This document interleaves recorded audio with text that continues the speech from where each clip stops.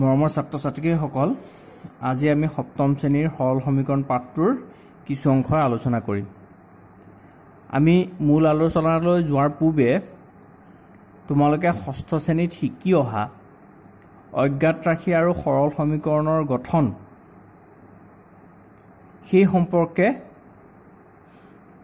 কিছু কথা পুনৰ আলোচনা কৰি লওঁ আহা। আমি কিছুমান উদাহৰণৰ সহায়ে আলোচনাটো আগবঢ়াম। চোৱা, আমাক এটা উক্তি দিয়া আছে, বুবুৰ লগত যিমানটা মাৰ্বল আছে তাৰ সৈতে 5টা মাৰ্বল যোগ কৰিলে 12টা মাৰ্বল হ'ল। বুবুৰ হাতত কিমানটা মাৰ্বল আছে?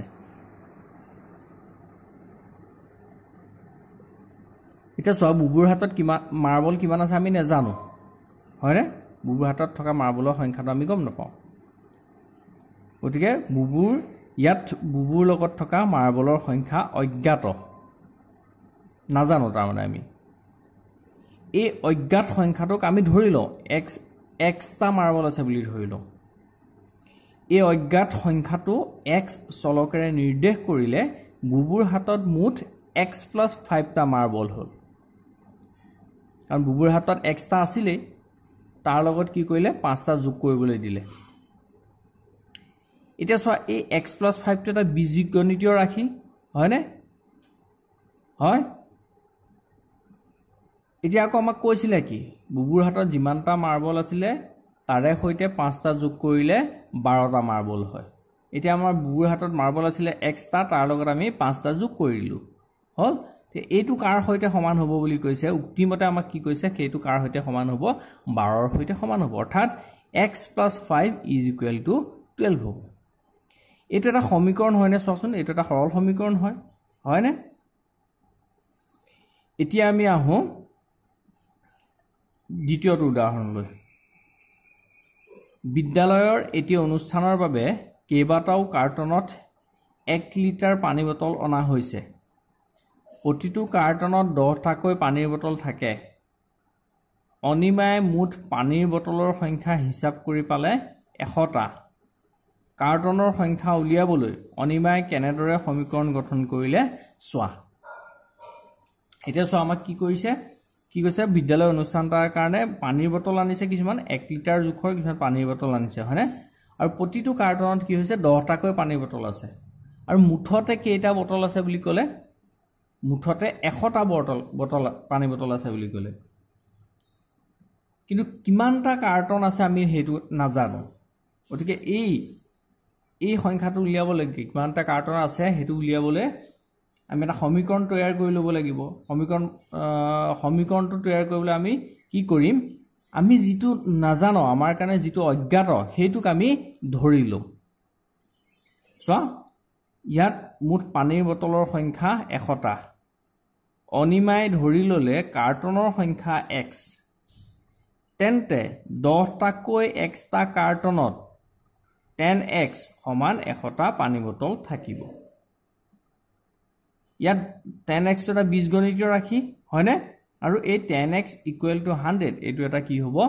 সৰল সমীকৰণ। তাৰ পিছৰটোত চোৱা, নিৰ্মালীৰ মাকৰ বয়স নিৰ্মালীৰ বয়সৰ 3 গুণ। নিৰ্মালীৰ দেউতাকৰ বয়স নিৰ্মালীৰ মাকৰ বয়সতকৈ 5 বছৰ বেছি। নিৰ্মালীৰ দেউতাকৰ বয়স 41 বছৰ হ'লে নিৰ্মালী আৰু নিৰ্মালীৰ মাকৰ বয়স উলিয়াবলৈ নিৰ্মালীয়ে গঠন কৰা সমীকৰণটো কি হয় চাওঁ আহা। এতিয়া কি কৈছে চোৱা, নিৰ্মালীৰ বয়সৰ তাই মাকৰ বয়সৰ এটা সম্পৰ্ক দিয়া আছে। একেধৰণে নিৰ্মালীৰ দেউতাকৰ বয়স আৰু নিৰ্মালীৰ মাকৰ বয়সৰ এটা সম্পৰ্ক দিয়া আছে। আৰু তাৰপিছত কি দিয়া আছে? নিৰ্মালীৰ দেউতাকৰ বয়সটো দি থোৱা আছে। এতিয়া আমাক উলিয়াবলৈ কৈছে কি, নিৰ্মালী আৰু নিৰ্মালীৰ মাকৰ বয়সটো কেনেকৈ উলিয়াম, তাৰ কাৰণে সমীকৰণ এটা গঠন কৰিবলৈ কৈছে, হয়নে? গতিকে আমি কি কৰিলোঁ, ধৰা হ'ল নিৰ্মালীৰ বয়স x বছৰ। এতিয়া আমাক প্ৰশ্নটোত কি কৈছে, নিৰ্মালীৰ মাকৰ বয়স নিৰ্মালীৰ বয়সৰ 3 গুণ অৰ্থাৎ xৰ 3 গুণ হয়নে গতিকে কিমান হ'ব নিৰ্মালীৰ মাকৰ বয়স হ'বগে 3x নিৰ্মালীৰ দেউতাকৰ বয়স নিৰ্মালীৰ মাকৰ বয়সটো কিমান 3x হয়নে 3x তকৈ 5 বছৰ বেছি এটাকে দেউতাকৰ বয়স কিমান হ'ব 3x + 5 হ'ব কিন্তু আমাক প্ৰশ্নমতে কি দি থোৱা আছে নিৰ্মালীৰ দেউতাকৰ বয়সটো কিমান বুলি দিয়া আছে 41 বুলি দিয়া আছে আকৌ আমি ইয়াৰ পৰা পাইছো কি নিৰ্মালীৰ দেউতাকৰ বয়স কিমান 3x + 5 তেতিয়ালে এই দুইটা সমান হ'ব কে নিৰ্মালীয়ে গঠন কৰা সমীকৰণটো হ'ব 3x + 5 = 41 হ'ব আমি এনেকুৱা ধৰণে বিভিন্ন ধৰণৰ সমস্যা সমাধান কৰিবলৈ অজ্ঞাত ৰাখি লৈ কিছুমান সমীকৰণ সৰল সমীকৰণ ৰূপত প্ৰকাশ কৰি আমি সেই সমস্যাবোৰৰ সমাধান কৰিব পাৰোঁ যে তোমালোকে এটা কথা মন কৰা আমি যে এই তিনটা উদাহৰণ ললো তিনিটা উদাহৰণতে চলক অজ্ঞাত সংখ্যাবোৰক আমি কিহেৰে নিৰ্দেশ কৰিছো চাচোন ইয়াত মাৰ্বলৰ সংখ্যাটো অজ্ঞাত আছিল হেতু আমি x ৰে নিৰ্দেশ কৰিছো ইয়াত পানীৰ কাৰ্টনৰ সংখ্যাটো অজ্ঞাত আছিল হেতুক আমি x ৰে নিৰ্দেশ কৰিছো ইয়াত নিৰ্মালীৰ বয়সটো অজ্ঞাত আছিল হেতুক আমি x ৰে x চলকেৰে নিৰ্দেশ কৰিছো হয়নে তে x আখৰটোৰ সলনি আমি y z l m p q ইত্যাদি ইংৰাজী বৰ্ণমালাৰ যিকোনো আখৰ ল'ব পাৰো সদায় যে x এই লম তেনেকুৱা কথা নহয় মই ইয়াত y ল'ব পাৰিলো হেতেন বা ইয়াত z ল'ব পাৰিলো হেতেন বা মই এটো x ৰ জায়গাত মই l ল'ব পাৰিলো হেতেন বা ইয়াত নিৰ্মালীৰ বয়সটো মই p বছৰ বুলিও ল'ব পাৰিলো হেতেন হ'বনে আমি যিকোনো ইংৰাজী বৰ্ণমালাৰ যিকোনো আখৰ ল'ব পাৰো এতিয়া চোৱা আমি ওপৰৰ যিকিটা সমস্যা আছিল সেই সমস্যাকেইটাক সমাধান কৰিবলৈ কিছুমান সমীকৰণত আকাৰত প্ৰকাশ কৰি ললো হয়নে কি আছিল চোৱা আমি বুবুৰ হাতত থকা মাৰ্বলৰ সংখ্যা কাৰ্টনৰ সংখ্যা আৰু নিৰ্মালীৰ বয়সৰ লগত জড়িত হোৱা কৰি কেইটামান সমীকৰণ তৈয়াৰ কৰি ললো কি পাইছিলো চোৱা x + 5 = 12 এক নম্বৰ সমীকৰণ 10x = 100 আৰু 3x + 5 = 41 এই প্ৰত্যেকটোৱে এই তিনিটাই কি হৈছে একোটা সমীকৰণ এতিয়া চোৱা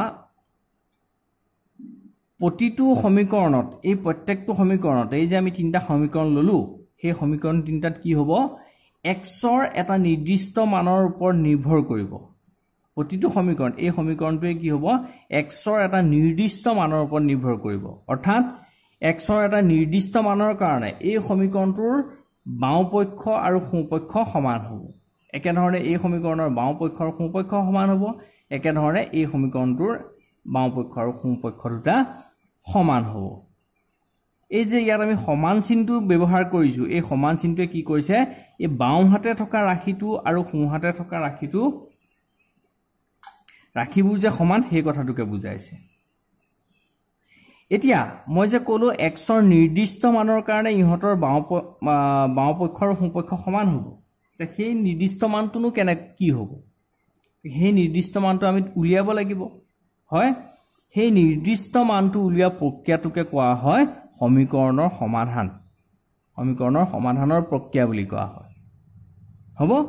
আৰু x ৰ সেই নিৰ্দিষ্ট মানটো কি বুলি কোৱা হয় সমীকৰণটোৰ সমাধান বুলি কোৱা হয় এতিয়া চোৱা তোমালোকে যদি এই প্ৰথমৰ 1 নম্বৰ সমীকৰণটোতে লোৱা ইয়াত যদি মই x ৰ জায়গাত 1 বহুৱাই দিওঁ তেতিয়াহলে কিমান পামগৈ এইফালে চোৱাচোন বাওঁপক্ষটোত কিমান পামগৈ 1 + 1 + 5 = 6 কিন্তু আমাৰ সোঁপক্ষত কিমান আছে 12 আছে হয়নে তাৰমানে আমি কি হ'ল আমাৰ বাওঁপক্ষ আৰু সোঁপক্ষ সমান নাই হোৱা আকৌ যদি 2 বহুৱাই দিওঁ 2 বহুৱাই দিলে x ৰ জায়গাত 2 বহুৱাই দিলে কি হ'ব চোৱাচোন 2 + 5 7 7 টো 12 ৰ সমান হয় জানো নহয় এতিয়াও আমাৰ বাওঁপক্ষ আৰু সোঁপক্ষ সমান হোৱা নাই x ৰ জায়গাত 3 বহুৱাই দিয়া 3 + 5 8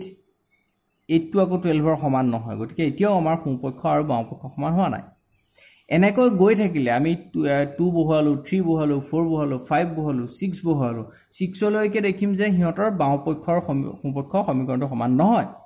কিন্তু আমি x ৰ জায়গাত যেতিয়া 7 বহুৱাই দিম এই x ৰ জায়গাত যদি মই 7 বহুৱাই দিওঁ x ৰ জায়গাত মই 7 বহুৱাই দিলো 7 plus 5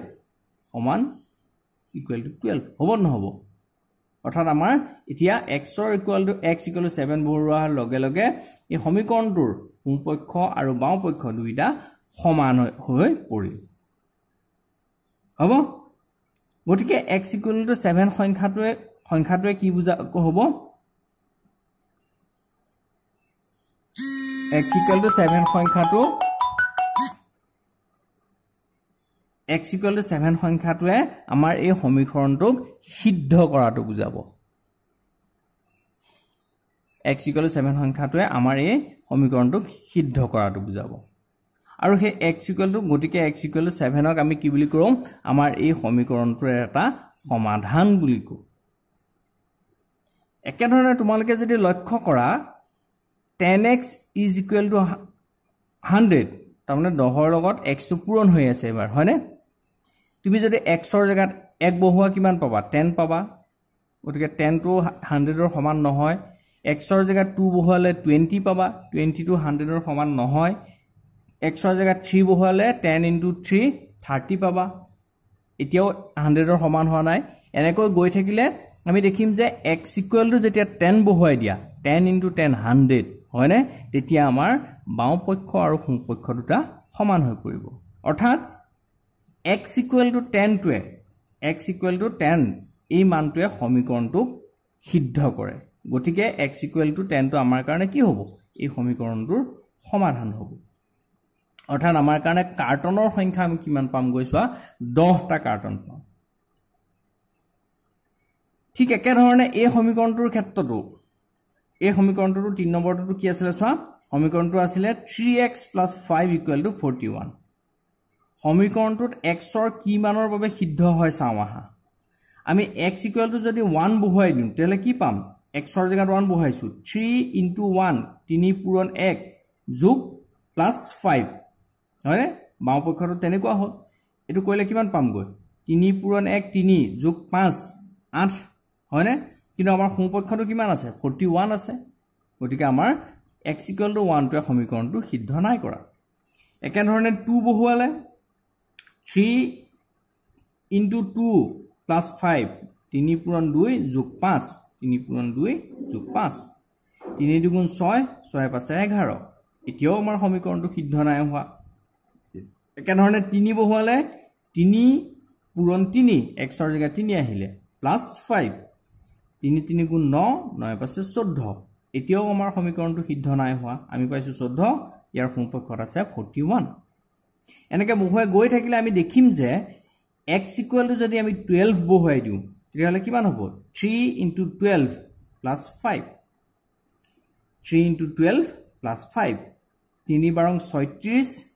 36ৰ লগত 5 যোগ কৰিলে হ'ব গৈ 41 গতিকে আমি সোঁপক্ষটোৰ সমান পাইছো গৈ না 41 অৰ্থাৎ x = 12 ৰ বাবে 3x + 5 = 41 সমীকৰণটো সিদ্ধ হয় সেয়ে x = 12 সমীকৰণ 3 সমাধান হ'ব অৰ্থাৎ x টো আমি কি ধৰিছিলো নিৰ্মালীৰ বয়স ধৰিছিলো গতিকে নিৰ্মালীৰ বয়স কিমান হ'ব গৈ 12 বছৰ হ'ব আৰু নিৰ্মালীৰ মাকৰ বয়সটো কিমান আছিল 3x আছিল অৰ্থাৎ 3 * x আছিল গতিকে 3 * x x ৰ জাগাত আমি 12 বহাই দিলো 3 বাৰং 36 বছৰ হ'ব